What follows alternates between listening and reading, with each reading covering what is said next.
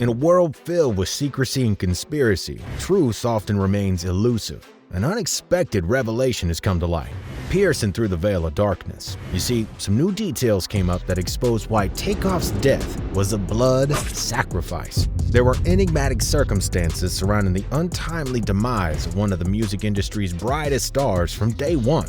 But as the layers of the mystery peel away, a chilling truth comes into play, suggesting that behind the glitz and glamour of fame, a sinister ritual of sacrifice lies hidden.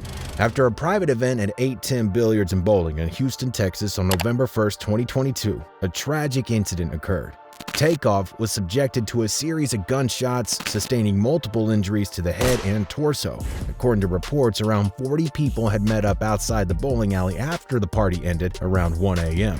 Before the tragic incident, Quavo had shared a video on the same night featuring himself driving around Houston accompanied by Josh Prince Jr., who was celebrating his father's birthday. As the night progressed, a large group assembled outside the third-floor entrance of the venue, leading to an altercation that escalated quite quickly. According to Houston police, at least 2 firearms were discharged during the chaos. But the Houston Police Chief, Troy Finner, expressed his belief that TakeOff was not the intended target of the shooting. At 2:50 a.m., the police received a report of a fatal shooting, and upon arrival, Take was discovered deceased, while 2 other individuals who had sustained injuries were transported to hospital in private vehicles. In the beginning, the police did not want to disclose the identity of the deceased, awaiting notification of the family and verification of the victim's identity. However, after some time, the Houston police did confirm that TakeOff was the unfortunate victim of the shooting, confirming the devastating loss. Prompted by the sound of gunfire, a compassionate nurse residing in the vicinity of the bowling alley swiftly rushed to the scene to help. Arriving with urgency, she assisted TakeOff's condition, hoping to find a sign of life. Sadly, her efforts were no good, as he had already succumbed to the wounds, leaving her with the weight of an irreparable loss. In addition to TakeOff's devastating fate, 2 other individuals were also caught in the crossfire. Joshua Wash Washington, a 24-year-old business associate of Quavo, and a 23-year-old woman suffered injuries during the shooting. Thankfully, their wounds were deemed non-life-threatening, offering a glimmer of hope amidst the tragic incident. TakeOff's record label QC released a statement attributing his death to a stray bullet. The statement said, "It's with broken hearts and deep sadness that we mourn the loss of our beloved brother Kershnik Kari Ball, known to the world as TakeOff," the label wrote on Instagram. "Senseless violence and a stray bullet has taken another life from this world, and we are devastated. Please respect his family and friends as we all continue to process this monumental loss." But it seems there's more to Take's death than just a stray bullet. The story that unraveled after his passing and the lessons that we simply must take to heart after we lost a rap legend go to tell us something deeper. Rap artists need to be more careful about what they're getting themselves into. I don't want to say that like it's damn near like he was a sacrifice or some shit. So I ain't saying it in that way, but more so like a lot of people gonna learn from this situation type and realize like a lot of shit don't be worth it. Not talking about like the way he died, but just in life. Like a lot of feuds and arguments and fucking feeling this type of way, feeling that type of way. All that shit really don't be worth it in the end of the day. It is indeed a tragic reality that violence has plagued the world of hip-hop, claiming the lives of numerous artists, not just TakeOff, at alarmingly young ages too. A study done back in 2015 highlighted a very distressing statistic, revealing that 51.5% of American hip-hop artists' deaths were attributed to murder. This insanely grim pattern has robbed these talented individuals of the opportunity to experience a full life, cut short by acts of violence. The rap industry has been long associated with violent crimes, with a particularly heightened prevalence during the 1970s, considered the prime era of rap music. Many artists of that time were involved in gangs, which fueled intense rivalries and led to frequent outbreaks of violence. Tragically, disputes between rappers, often rooted in their affiliation with rival gangs, would escalate into fatal shootouts, resulting in devastating losses. Iconic figures like Tupac, the notorious B.I.G. fell victim to such violence.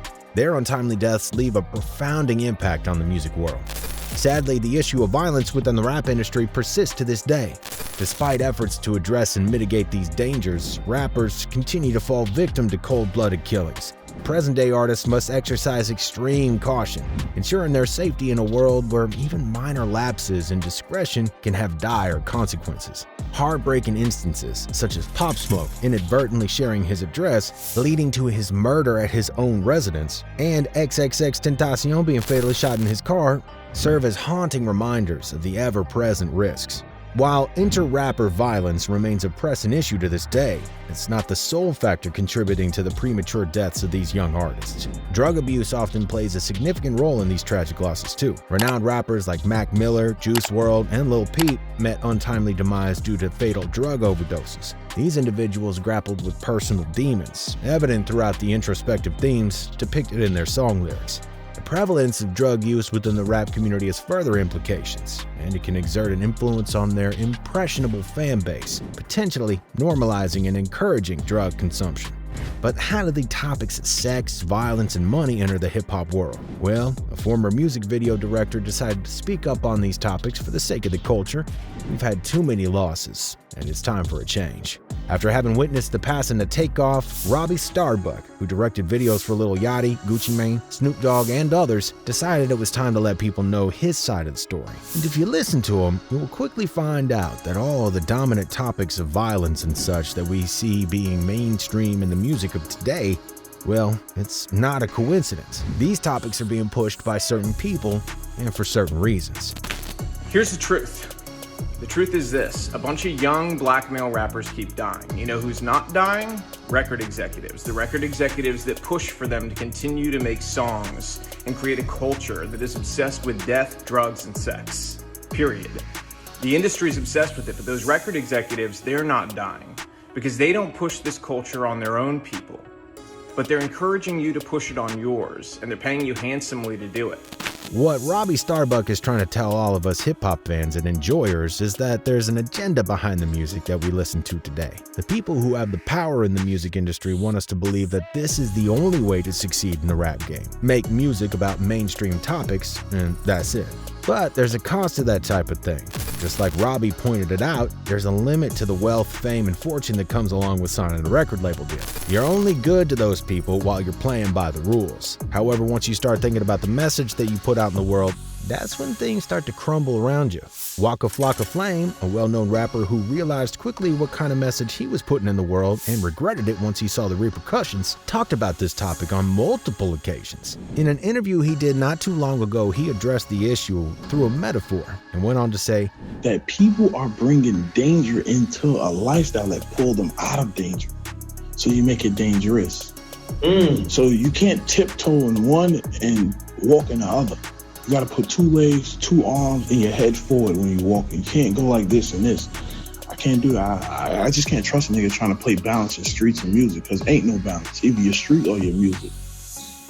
That's it. That is exactly the reason why Robbie Starbuck left the music industry. He wasn't ready to walk with both legs in the scary and sinister waters of the industry. He saw how vicious it can get. He understands it better than most. That's why he left a message, a challenge, if you will, without telling people what to do or not to do, but simply by challenging them to be more aware of the message they're putting out there in the world as artists. If you want to see the culture change of positive energy and good vibes, we gotta be the ones who are gonna start a different chapter in terms of the music we make. I challenge you, be the example. Make music about the culture you want to see. Be the change you want to see. Inspire it in your community. Reach out to other rappers and say, we have to stop. You've been used for a long time. You know, they create this paradigm to make you believe that you're so important and your celebrity status is worth so much, but in truth, you're a pawn in their game and you always have been. Happiness and success are not what we see it to be in today's mainstream media. Don't get it twisted. All the cars, clothes, and money are not as good as they might seem. They shouldn't be your end goal under any circumstances. Waka made it clear in this interview. The problem is, like, the things I wanted to be and grow up to be, I got there. Right. 23 years old. Okay. I was sitting so high on top of my mountain, I just kept smelling something. Right. It just smelled like manure. I was standing on top of the mountain. I didn't have nothing. That's why we gotta learn from the sacrifice of TakeOff. Even though his death was an accident, we still have to remember all of the circumstances that surrounded him. We gotta start thinking differently and acting differently as a community of hip-hop enjoyers if we want to see a brighter future in the culture. What y'all think about Take's death? What do you think it's gonna take for us to take matters into our own hands and actually start changing the things we talk about in our music? Let us know down in the comments section below. If you liked this video, then make sure to like, comment, and subscribe to our channel. And as always, remember to keep it RIZZLE.